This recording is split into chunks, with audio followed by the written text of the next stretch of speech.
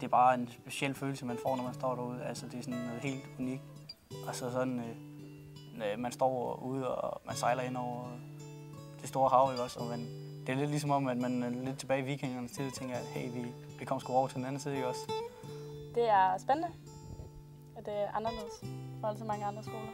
Og når jeg er ude at sejle, så føler jeg bare, at jeg er mere fri og sådan noget. Der er ikke noget, der binder mig. Det kan jeg godt lide.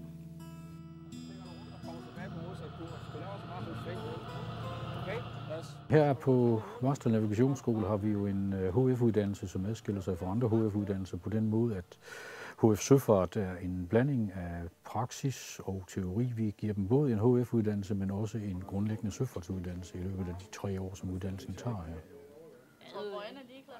Det er vores indtryk, at de unge, som vælger HF Søfart, de gider det måske primært, fordi de i forvejen har valgt at sige, at her har vi altså en uddannelse, som kombinerer noget praktik med det at sidde på skolebænken hele dagen. Selvfølgelig tager det længere tid, det tager faktisk et år længere, men de får altså en kompetencegivende uddannelse med, så de kan tage til søs, hvis det er det, de vil bagefter. Og det er langt fra dem alle sammen, der gør det, men vi har da et mål om, at vi helst skulle have en stor del af dem ud at sejle. Det er jo egentlig kun derfor, at vi så at sige er gået ind i det.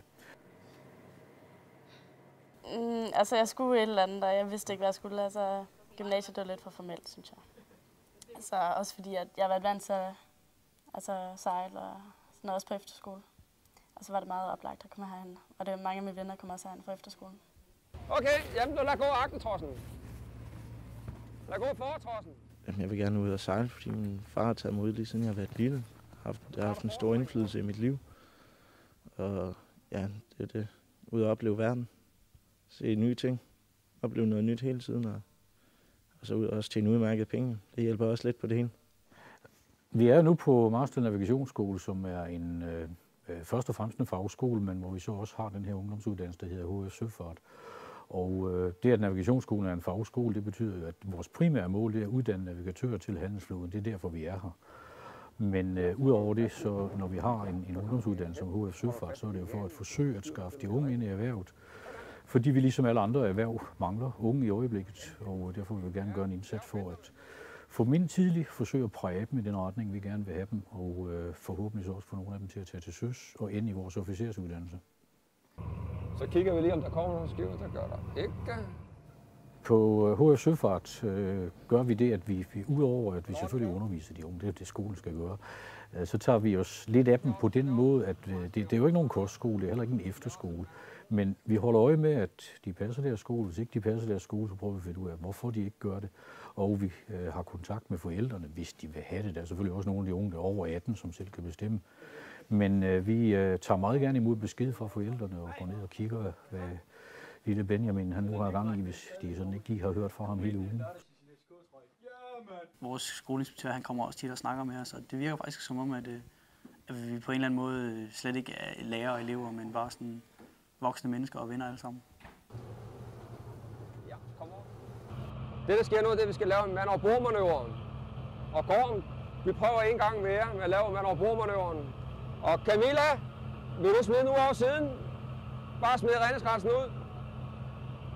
Okay, så kommer der styrbord over på 110. Og når den så er kommet over på 110, så lægger du roret hårdt bagbord. Helt over med den, ja. Og den tager du, Rolf. Det er fint. Abs. Udmærket, Gorm. HF Søfart er jo en fuld HF-uddannelse, så man kan jo bruge den til alt muligt andet end at tage ud at sejle. Vores mål er selvfølgelig at få nogen ud at sejle, men hvis de undervejs i løbet af de 3 år finder ud af, at de for eksempel hellere vil være jordemor, jamen, så kan de så begynde at læse til jordemor. Det er en gymnasiel uddannelse på linje med alle andre gymnasielle uddannelser, og det betyder, at man har i princippet ret til at gå ind og læse alt muligt andet videregående. HF'en den er altid god at have i baghånden. Altid lige hvis du finder ud af, at jeg gider egentlig ikke at sejle, eller du finder ud af, at du ikke er egnet til det, så har du altid HF'en, du kan springe tilbage på, så står du ikke helt tabt uden nogen som helst uddannelse. Jamen, jeg får jo lidt mere praktisk i også. Altså, selvom jeg bare vil køre videre på min HF, når jeg er færdig her, så har jeg både førstehjælpskursus og brandmandskursus og alt muligt mere oveni. Så jeg kan lidt, altså det ser lidt bedre på pigerne, så jeg kan nogle flere ting. Vi har jo maskinlærer. Og det er sådan, altså, jeg har haft det før på efterskole og sådan noget, så jeg er en af dem, der ved mest om det og sådan noget som pige. Så bliver man selvfølgelig lidt mere selvsikker og sådan noget, fordi at man ved mere om drengene, og det kan de godt tage.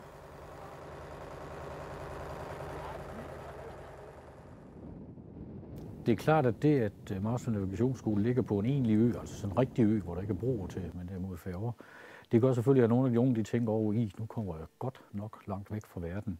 Men det er så vores indtryk, at når vi endelig får dem herover, så bliver de meget, meget glade for at være her. Også så glade, så de er her i weekender og ferier. Så hele det der problem med, at der er langt at rejse, så de opfatter de egentlig ikke som et problem, når de først har været her. Fordi de faktisk ikke rejser ret tit. Ærø er faktisk overhovedet ikke nederen ø. Altså, alting er sådan Ærø også, hvor det er henne. Altså, men der er faktisk rigtig, rigtig fedt at være. Altså, hvis man er til sport, så er der masser af sportsfaciliteter. Og hvis man er til lidt mere ekstreme, så er der rigtig gode muligheder for både windsurf og kitesurf og så videre. Har nogle gode badestrande, har bowlinghaller, har biografer og har mangler faktisk ikke noget. Så næsten dig, der skulle jeg med. Det sociale samvær er rigtig godt, og vi hygger os, og jeg synes faktisk, vi har et godt sammenhold. Det er jo sådan et lille samfund, så der er jo ikke andre at være sammen med, end os, der er her. Og så bor vi jo sammen tæt nede på kollegiet, så det er dem, du er sammen i weekenderne også. Det man vil først og fremmest tænke på, hvis man går og tror, at man gerne vil til søs, det er måske sådan lidt det her eventyr, der kommer ud i den store verden. Det er der ganske vist mange unge, der kommer på anden måde nu, men det er jo en anden måde at opleve verden på, når man kommer ud og arbejder sammen med alle mulige andre folkeslag. Og man kommer jo mange spændende steder. Det er faktisk et spændende job, og det er jo det, vi forsøger i løbet af de 3 år, så ligesom at fortælle dem, at det er egentlig et spændende job, at det at sejle til søs. Det er et anderledes job. Det er et meget anderledes job, end bare at være skolelærer for eksempel. Men et meget spændende job. Man ser jo hele tiden noget nyt. Der er ikke noget, der er det samme, som det altid har været. Alting er anderledes, og så ser du noget på en ny måde og sådan noget. Der er jo ikke særlig mange, der for eksempel ser København fra søsiden og sådan noget alligevel. Jo, hvis de lige er med færgen fra Færre, ikke, men det er 5 minutter, de kan se på det, og så er de i havn.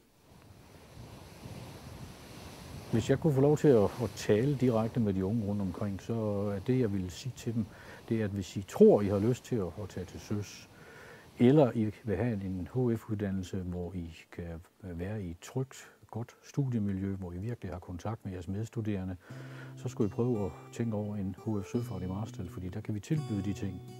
Vi tager os lidt af jer.